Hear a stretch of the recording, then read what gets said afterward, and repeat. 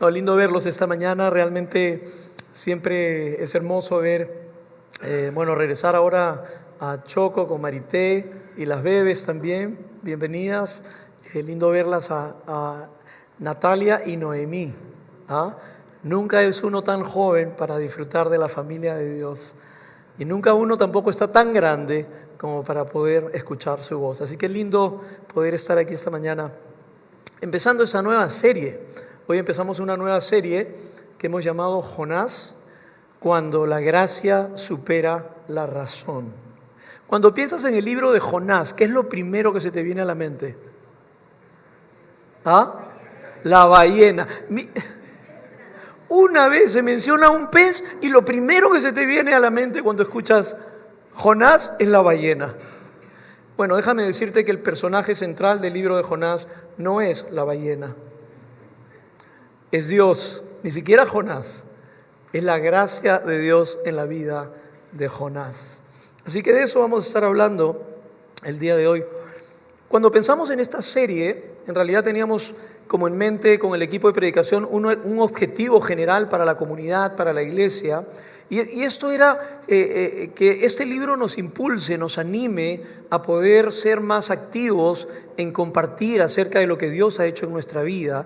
No solo con la gente que nos resulta cómodo, no solo con aquellos que son como nosotros, sino que estemos dispuestos muchas veces a salir del círculo de comodidad y compartir las buenas cosas que Dios ha hecho en nuestra vida con gente que quizás es totalmente diferente a nosotros. Gente que normalmente, socialmente, quizás no nos acercaríamos, pero que Dios mueva nuestro corazón como iglesia para poder compartir las hermosas noticias de Jesús con las personas que Él quiere alcanzar. Eso por un lado a nivel comunidad, pero a nivel individual, yo estoy seguro que este libro nos va a desafiar a cada uno de nosotros. Y yo espero, porque estoy convencido de que Dios tiene un llamado especial para cada uno. Cada uno de ustedes, hombre, mujer, joven, adulto, en la edad, en la etapa de la vida que te encuentres, Dios tiene un llamado para ti. El tema es que muchas veces ese llamado quizás va a superar de lejos tu capacidad de entender qué es lo que Dios está queriendo hacer a través de tu vida. Y cuando la razón no te acompañe, cuando no puedas entender por qué Dios te llama a ciertas cosas, puedas aprender a confiar en Él, más allá de confiar en tu propia razón. ¿Ok? Así que teniendo eso en mente, entramos a esta serie titulada de nuevo Jonás, cuando la gracia supera la razón. Y no es que Dios no sea un Dios lógico, pero muchas veces la manera como Dios decide obrar supera nuestra capacidad finita de poder entender lo que Dios está haciendo. Por ejemplo, en el capítulo 1, la gracia de Dios supera la razón cuando decide utilizar a un profeta fugitivo como Jonás. A un hombre que cuando Dios lo llama para hacer algo que él no entiende, marcha en dirección contraria. Lo lógico sería que Dios lo descarte, pero Dios no lo descarta, Dios lo busca. La gracia supera la razón cuando en vez de destruir a un pueblo como Nínive, enemigo del pueblo de Dios, perverso, Dios anhela de todo corazón que ellos se puedan arrepentir y que puedan conocer al único Dios verdadero. La razón dice, destruye a los enemigos y hazle la vida fácil a tu pueblo. Pero la gracia de Dios supera la razón. La gracia de Dios supera la razón cuando decide utilizar una tormenta. Una ballena, para que entiendan, porque era un gran pez, no dice ballena. Y un gusano para confrontarte y hacerte entrar en tus cabales y volver a Él. Dios utiliza, no desperdicia absolutamente nada para traerte de nuevo a Él. Y si pudiéramos resumir el libro de Jonás en dos grandes momentos, lo resumiríamos de la siguiente manera. El primer gran momento es un hombre huyendo de Dios. Y el segundo gran momento es un Dios persiguiendo al hombre. Y de alguna manera estos dos movimientos nos describen dos palabras centrales, dos verdades centrales de la vida cristiana: pecado y gracia. Porque de alguna manera pecado es eso, es huir de la presencia de Dios. Es ir en dirección contraria a donde Dios quiere que vayamos. Eso es pecado. Dios nos ha diseñado para vivir de cierta manera, para creer ciertas verdades esenciales. Y cuando nosotros decidimos creer otras verdades o ir en dirección contraria, somos como Jonás huyendo de la presencia de Dios. Pero también la gracia nos recuerda que Dios, en vez de dejarte ir, en vez de querer darte tu merecido, Dios decide perseguir amorosamente al pecador. Ese es el libro de Jonás en 2 palabras: perdón y gracia. Perdón y gracia. Y hoy vamos a empezar en el capítulo 1, al cual he titulado a este mensaje Jonás, el profeta fugitivo. Jonás, el profeta fugitivo. Y vamos a ver 3 puntos el día de hoy. En primer lugar, que el llamado de Dios muchas veces es incomprensible. En segundo lugar, que huir de Dios es inútil. Y en tercer lugar, que la gracia de Dios es incontenible. Vamos a ver en primer lugar, el llamado de Dios, no solo para Jonás, para ti y para mí, muchas veces es incomprensible. La Biblia dice que sus caminos son más altos que los nuestros. No podemos entender lo que Dios ve. Y hay cosas que no podemos explicar. Ahora fíjate, comienza en el versículo 1 diciendo: el Señor le dio el siguiente mensaje a Jonás: hijo de Amitai, levántate y ve a la gran ciudad de Nínive, pronuncia mi juicio contra ella, porque he visto lo perversa que es su gente. Fíjate que el libro de Jonás no comienza con Jonás, comienza con Dios. Hay una historia más grande que Dios está queriendo cumplir, está queriendo contar.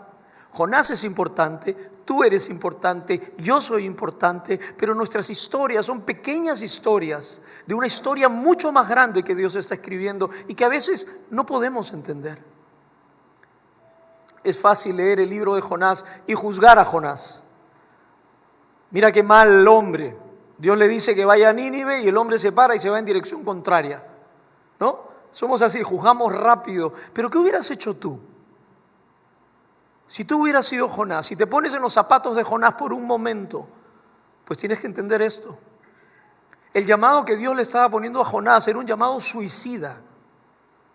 Nínive era reconocida como la capital del imperio asirio, el imperio más poderoso del mundo antiguo y más perverso, violento, sangriento, abusivo que te puedas imaginar. Los ninivitas eran reconocidos por su violencia y su maldad. Tanto así que Dios la vio y dijo: he visto la perversidad de este pueblo.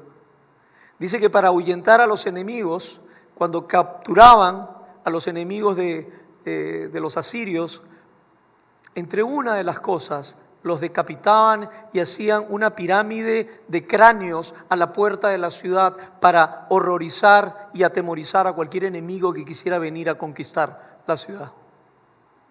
Violaban a las mujeres, torturaban a la gente, abusaban de los pueblos que conquistaban. Ese era Nínive. Ahora, para que entiendas la relación de Nínive con Jonás, Nínive era el enemigo número 1 de Israel. Ahora entiendes un poquito más. Dios está llamando a Jonás y le dice: levántate, Jonás, de lo que sea que estás haciendo, que tengo algo para ti. Y quiero que vayas a Nínive. Ahí nomás nosotros hubiéramos dicho: un momentito. Era como si prácticamente ahí en la Segunda Guerra Mundial Dios levantara a un judío y le dijera: quiero que vayas a Berlín, quiero que vayas en medio del régimen nazi y vayas y le prediques a los nazis que se arrepientan. Era algo similar. Por un lado probablemente dirías: estás loco, ni siquiera voy a llegar a la puerta, me ven que soy judío y me matan. Es interesante que Jonás no huye porque le tenía temor a la muerte. Porque como ves en el resto del libro, Jonás no le importaba la muerte. Prefería morirse muchas veces antes que ver que Dios cumpliera algo que él no podía entender o que él no aprobaba. Él fue el primerito en decir, tírenme al agua. Jonás no le tenía miedo a morir. No era la razón por la cual él no quería ir. La razón por la cual él no quería ir se revela en el capítulo 4 y lo vamos a ver a más profundidad después. Pero es básicamente, él dice, no quiero ir porque yo sé que tú eres un Dios compasivo y sé que vas a perdonar a estos miserables. Primero muerto antes que ver que esto suceda. Primero muerto antes que aceptar tu voluntad por encima de mi razón. Esa fue la actitud de Jonás.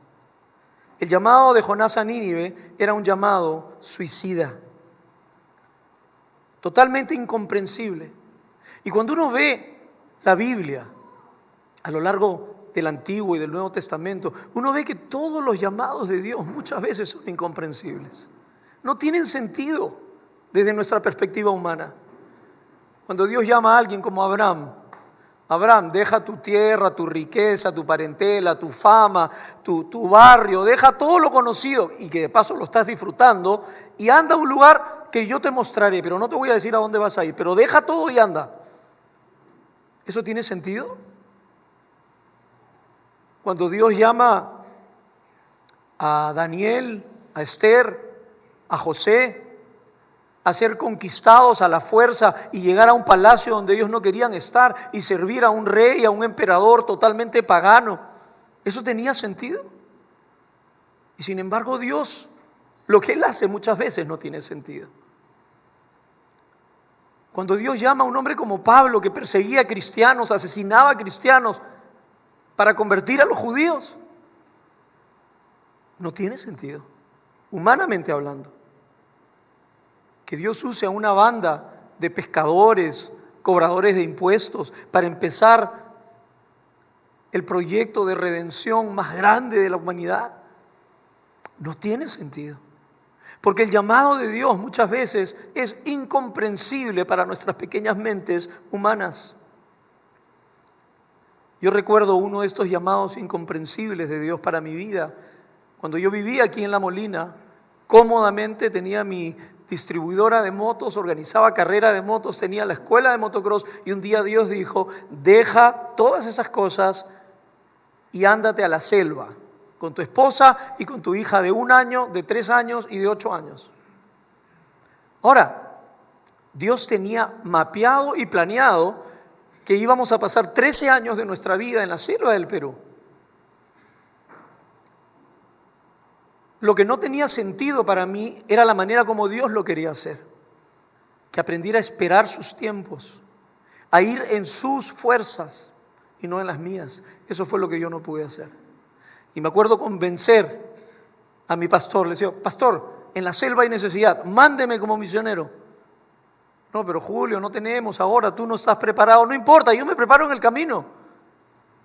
Pero no hay dinero ahorita para darte, no me den nada, yo voy con mi propio dinero. Obedecí, sí, pero fui en mis términos y confiando en mis recursos y en mis riquezas y no en las de Dios. Muchas veces queremos cumplir el llamado de Dios, pero no con los recursos de Dios. Y entonces no tenemos éxito. ¿Qué acerca del llamado de Dios para tu vida? ¿A qué te está llamando Dios? ¿Qué llamado suicida quizás tenga Dios para tu vida que tú no puedes entender? ¿A qué cosa te está llamando Dios? Quizás estás luchando por irte del país a buscar un lugar más seguro y sin embargo Dios quiere que te quedes. Quizás estás en medio de una relación en la cual no deberías estar, que sabes que estás rompiendo todos los principios de Dios y Dios te está diciendo deja esa relación y tú no quieres. Quizás Dios te está llamando a reconciliar una relación que se rompió hace muchos años, pero el dolor es tan grande, el orgullo es tan grande, que simplemente no quieres. ¿A qué te está llamando Dios?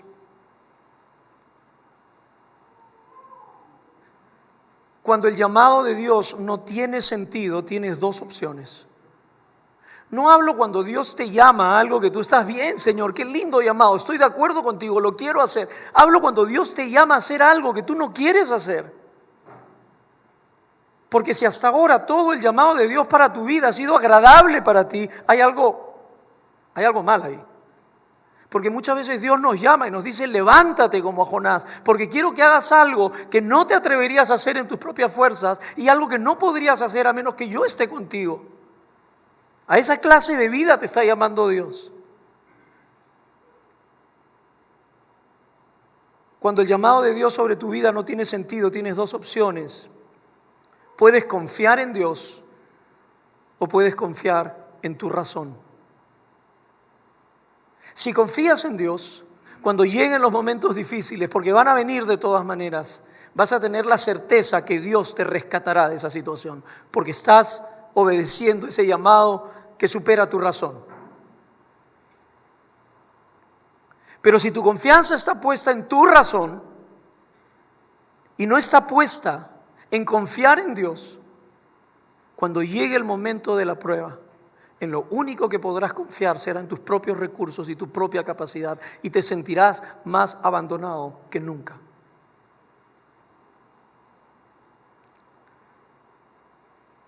Ahora, vemos en primer lugar esto, y quiero que vamos redondeando la idea del primer punto de este mensaje. El llamado de Dios muchas veces es incomprensible. ¿Estamos de acuerdo? ¿Están de acuerdo con eso? Para Jonás era totalmente incomprensible lo que Dios estaba queriendo hacer. En segundo lugar, huir de Dios es inútil. Mira lo que dice Jonás, verso 4 y verso 3 al verso 5. Como el llamado de Dios para Jonás era incomprensible, verso 3, entonces Jonás se fue en dirección contraria para huir del Señor. Descendió al puerto de Jope. Es interesante, cada vez que uno huye del Señor, siempre el camino es en descenso. Descendió al puerto de Jope, donde encontró un barco que partía para Tarsis. Él mismo pagó su pasaje, se subió a bordo y se embarcó rumbo a Tarsis con la esperanza. Mira, qué profeta, qué tal esperanza que tenía. ¿Cuál era la esperanza de Jonás? Con la esperanza de escapar del Señor. Ahora bien, el Señor mandó un poderoso viento sobre el mar, el cual desató una violenta tempestad que amenazaba con despedazar el barco. Yo recuerdo cuando mis hijas eran pequeñas, les encantaba jugar a las escondidas. Cuando son chiquitas, cuando son los hijos pequeños, es casi dulce, ¿no? De la manera como se esconden dejando medio pañal afuera, se meten abajo del mueble y se le ven los pies, se esconden atrás de la cortina y se ve ahí grandazo. Pero ellos creen que se pueden esconder. Y uno se hace el que no los ve y dice, ay, te estoy buscando, no sé por dónde estás. Y tú tienes clarísimo dónde está porque es obvio. Y Jonás tenía la esperanza de huir de la presencia de Dios. Él que conocía acerca de Dios, él que predicaba acerca de Dios, él que era un profeta reconocido. Y eso es lo que sucede cuando tratas de correr de Dios. La razón te deja. Y este hombre de Dios piensa inútilmente que puede huir de Dios. Y sabes, cuando uno trata de huir de Dios, siempre encontrarás un barco que te lleve. siempre vas a encontrar a alguien que te apoye a huir de Dios. Siempre vas a encontrar a alguien que te aplauda, que tú le dices, no, yo ya no quiero saber nada de esta iglesia, no sabes lo que hizo este, no sabes lo que hizo el otro. Y justo te vas a encontrar con una persona que te diga, tienes toda la razón, no se puede confiar en las iglesias. Cuando quieras huir de Dios, el enemigo de Dios te va a proveer todos los barcos que necesites para que te vayas lo más lejos que puedas de Dios. No tienes que hacer ningún esfuerzo. Él dice que salió, no comprendía la voluntad de Dios, no quería hacer la voluntad de Dios y sale en dirección contraria. Va y toma un barco. Y me imagino cuando va a comprar el pasaje, dice, ¿a dónde? A donde sea, pero lo más lejos que se pueda de Nínive. Lo más lejos. Y se va rumbo a Tarsis. Dice que es más o menos el sur de España. Era lo más lejos del mundo conocido. Se fue al fin del mundo con tal de no ir a Tarsis, tratando de huir de Dios. ¿Y qué es lo que pasa? Cuando él trata de huir de Dios, ¿qué sucede? ¿Vino qué? No, la ballena todavía no aparece. Una tremenda tempestad, una tremenda tormenta. Y lo voy a decir bien clarito, con mi voz así ronca. Tormenta. Esa palabra que no quisiéramos nunca pronunciar, especialmente como cristianos. Tormenta. Y Dios envía una tormenta para que Jonás entre en razón. ¿Sabes? No todas las tormentas vienen a nuestra vida por consecuencia de algo o de alguna desobediencia que hayamos hecho. No todas las tormentas son causas. Vivimos en un mundo quebrado, un mundo lleno de pecado. A veces es la desobediencia de otros lo que trae una tormenta sobre nuestra vida. Es la necedad de otro la que trae dolor sobre nuestra vida. No toda tormenta viene necesariamente por algo que nosotros hayamos hecho. Pero toda desobediencia nuestra traerá siempre una tormenta a nuestra vida. Y no pienses que porque no llegó la tormenta al día siguiente, o a la semana siguiente, o al mes siguiente, te estás librando y lograste huir de la presencia del Señor. Tarde o temprano la tormenta te va a alcanzar cuando estás huyendo del que no puedes huir. La tormenta te va a alcanzar. Y en este sentido, no era una tormenta para destruirte, era una tormenta para que entres en razón. ¿Hasta cuándo pretenderás seguir huyendo de la presencia de ese Dios que te ama? De ese Dios que quiere lo mejor para ti. Que quizás tú no entiendas sus propósitos, no entiendas por qué tu vida ha resultado como ha resultado, pero Dios sí sabe. Es inútil huir de la presencia de Dios. Yo recuerdo en uno de mis múltiples intentos por huir de la presencia de Dios. Yo les conté que llegué a Pucallpa tratando de obedecer el llamado de Dios, pero en mis propios términos, confiando en mis propios recursos. No necesito que la iglesia me pague, yo me voy a pagar mi propio salario. No necesito depender de la oración de nuestra iglesia en Lima, yo voy a armar todos mis recursos para tener éxito. ¿Qué cosa fue lo que hizo? Dios mandó una tremenda tormenta y perdimos todo así. Y yo, que me sentía tan orgulloso de haber obedecido el gran costo del llamado de Dios, yéndome a la selva con mis 3 hijitas chiquitas, con mi esposa, ahora tenía que huir a buscar trabajo para poder sostener a mi familia. Y mi ballena estaba en el mar, estuvo en la tierra donde vivía mi madre, en Estados Unidos. Y nos fuimos a Estados Unidos sin saber si algún día íbamos a regresar, con el corazón destrozado. Yo le dije, Señor, yo dejé todo Y hasta yo mismo me engañaba. Yo dejé todo para seguirte a la selva. Todo lo que tú tenías que hacer era cuidar de mí y de mi familia. Y ni eso pudiste hacer. O sea, yo dejo todo para servirte y lo pierdo todo por servirte. Qué injusto. Y me subí al avión con mis 3 hijas, 3 maletas, sin saber si nunca más iba a volver a regresar a mi país. Y le dije a Dios, no voy a negar que existes. Eres real, tu presencia en mi vida ha sido real. Pero nunca más voy a volver a exponer a mi familia a lo que nos ha tocado vivir. Y durante 6 meses no abrí mi Biblia, no oré. Cada vez que escuchaba una canción cristiana apagaba el radio. No quería saber nada de Dios.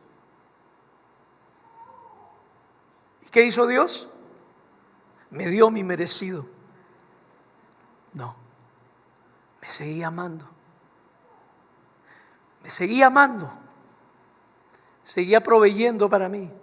Seguía mostrándome su cuidado a través de personas que yo no quería que me buscaran. Y me llamaban y me decían, estoy orando por ti. Y no teníamos dónde quedarnos y alguien nos llamaba y nos decía, tengo una casa para que se quede. Y yo más me resistía a Dios. Y no quería orar. No quería reconocer que estaba huyendo de su presencia. Pero este Dios es tan... Yo era terco, pero Dios es más terco.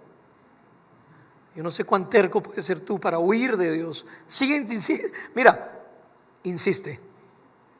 Porque tu terquedad no va a ser más grande que la gracia de Dios.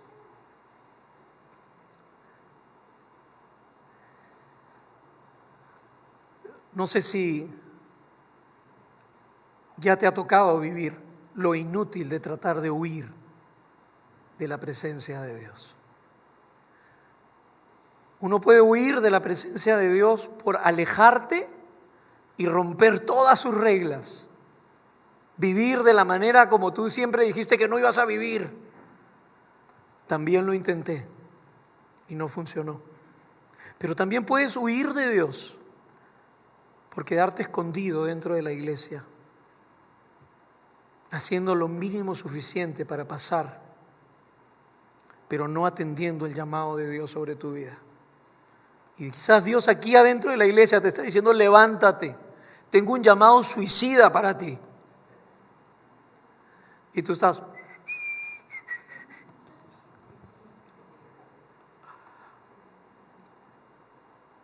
Es inútil huir de Dios.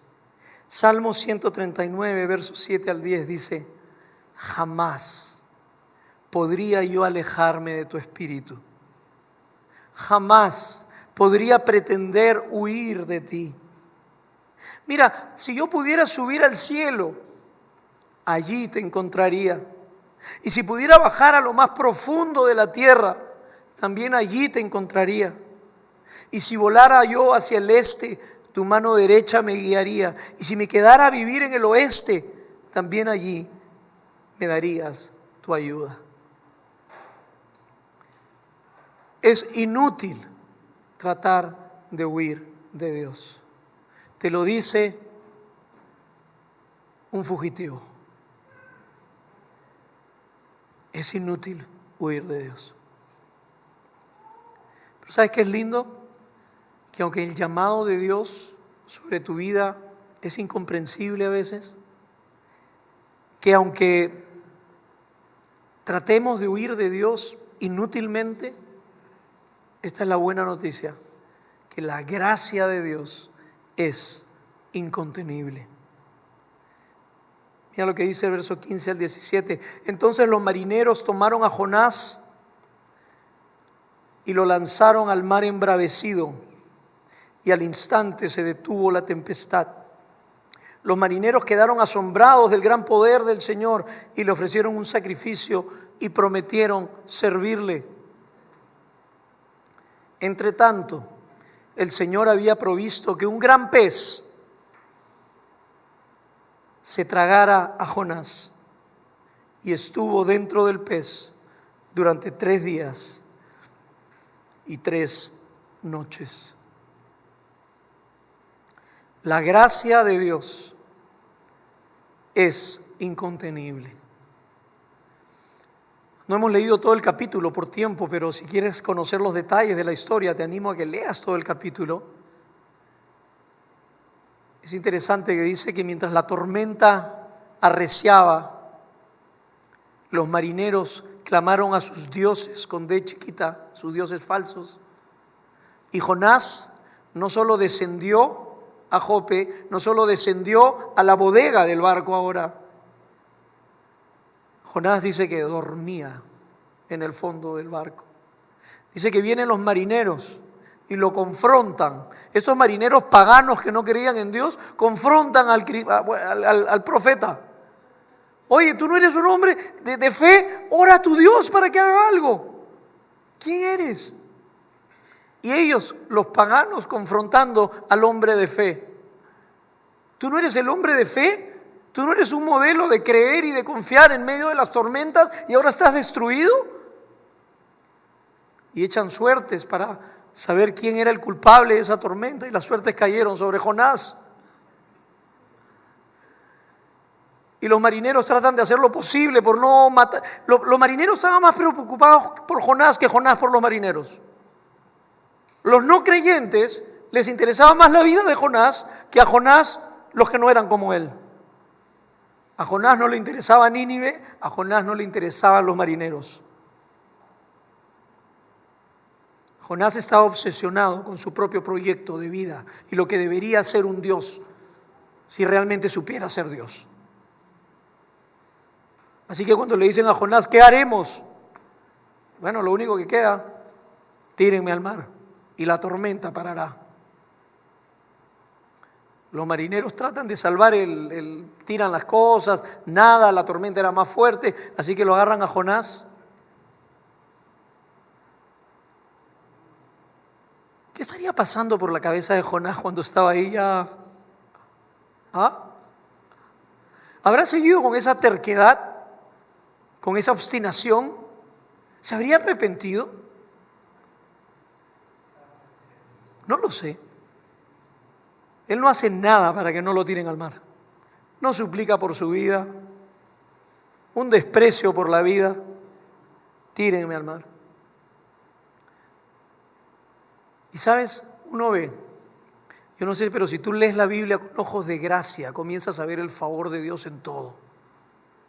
Mira, comenzando los marineros, estos marineros paganos, adoradores de dioses falsos, marineros, hombres de mar. Acá hay algunos hombres de mar, ¿o no?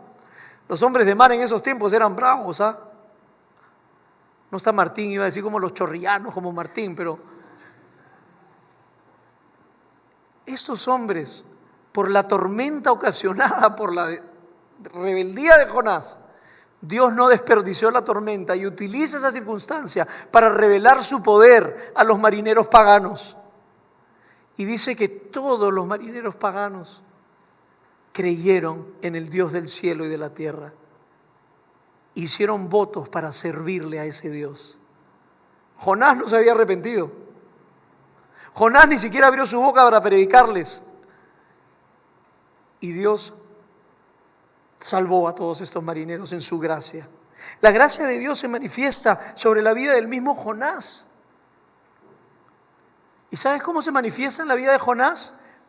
Enviando una tormenta. Esto supera la razón. Probablemente tú como papá le evitarías las tormentas a tus hijitos. Pero Dios, como buen papá, deja que sus hijos experimenten la tormenta para que aprendan a confiar en Él.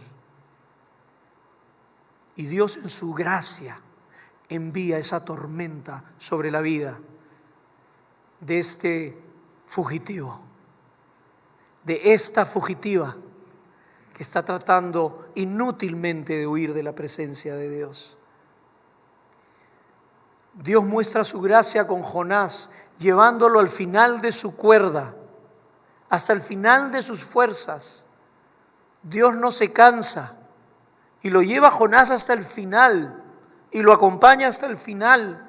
Y Dios muestra gracia sobre la vida de Jonás, aún en medio del mar embravecido. ¿Se imaginan estar ahí al borde de un barco con un mar de esos así con los... Una vez Vincent me llevó a navegar y ahí el mar estaba así. Y yo en el bote así agarrado así. Y que te vayan a tirar ahí, pero aún en medio de las olas embravecidas, la gracia de Dios estaba ahí. Y yo me imagino que cuando, eso ya es mi imaginación, a eso no está en el script, me imagino que lo tiran a Jonás. Y como en las películas vas cayendo, ¿no? Y en esos pocos segundos comienza a transcurrir toda tu vida, ¿no? ¿Por qué huyendo de Dios? Si tan solo hubiera ido a Nínive. Y seguía cayendo. Y cuando cae al agua, me imagino su mente diciendo, y así terminaría todo. Glu, glu, glu, glu, glu, glu, glu. Y cuando dice se acabó, y cuando te estás ahogando, llega un momento que ya no tienes aire y dices ya quiero descansar. Y ya llega un momento en que dejas de nadar y simplemente te dejas. Y cuando él ya no tenía absolutamente nada para razonar, para pelear, para huir, Dios envía su gracia de nuevo a través de un pez. Y donde Jonás pasa 3 días y 3 noches, como una imagen de aquel que vendría a salvarnos y a rescatarnos de cualquier tormenta, que es Jesús. La gracia de Dios supera la razón. La gracia de Dios, cuando Dios envió la tormenta, cuando yo huí de su presencia y estaba ya 6 meses huyendo, finalmente no pude huir más y decido ir con Olga un día a la oficina de la que es la misión con la que ya trabajo 18 años. Y dije, vamos a darle una opción, Señor. Si tú todavía, a pesar de mi rebeldía, quieres utilizar a tú me vas a tener que llevar. Porque la primera vez yo quise ir y todo salió mal. Así que si tú me quieres llevar a la selva de mi país, porque estoy cómodo en esta ballena, Estados Unidos estaba bonito, había encontrado un buen trabajo, me iba bien, yo no quería ya salir. Y voy a la oficina de la misión y me entrevisto con Bill Ogden, el director, y le digo, le voy a dar todas las razones por las cuales no es una buena idea que yo regrese a mi país. En primer lugar, no tengo seminario teológico completo, no vengo de familia cristiana, mi esposa tampoco. Mi esposa no toca el piano, no canta y no le gusta usar falda. Y todas sus misioneras. No es una buena idea. Bueno, lo que pasó se los cuento en otra oportunidad, pero Dios mostró su gracia y nos trajo de vuelta. Nos tomó en sus brazos de amor en su tiempo y nos volvió a depositar en la calurosa Pucallpa, donde pasaríamos los siguientes 13 años de nuestra vida. Pero esta vez no en nuestras fuerzas, esta vez confiando que Dios fue quien nos llevó.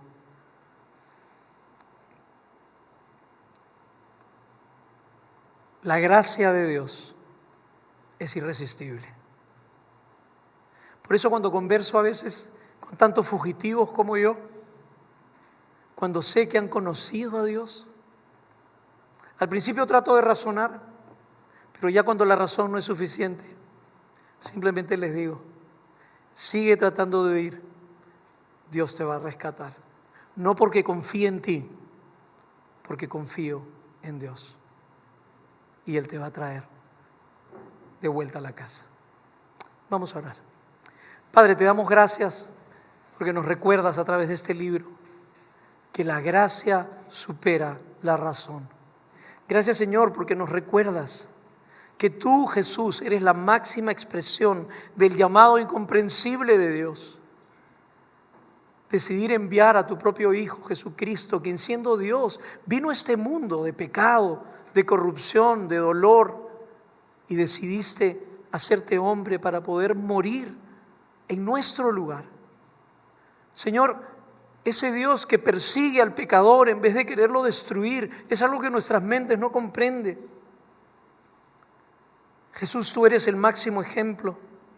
Aun cuando tú quisiste evadir lo que estaba delante de ti, porque no tenía quizás sentido. Cuando orando en Getsemaní le dices al Padre: Padre, si es posible, quita de mí esta copa. Pero al final tú terminas diciendo: pero que no se haga mi voluntad sino la tuya. Y si estás aquí hoy día quizás tratando de huir de Dios, yo te animo a que le digas honestamente: Señor, yo no quiero lo que tú has preparado para mí, te lo digo honestamente, pero aún que no se haga mi voluntad, que se haga tu voluntad. Gracias, Señor, porque sabemos que tu gracia, que Jesús, tú nos rescatarás. No solo nos rescataste cuando decidimos confiar en ti, sino que nos volverás a rescatar una y otra vez de tantas tormentas que vienen a nuestra vida. Señor, fortalece nuestra fe para creer y ayúdanos a confiar que tú cumplirás tus propósitos en nuestra vida. En el nombre de Jesús. Amén.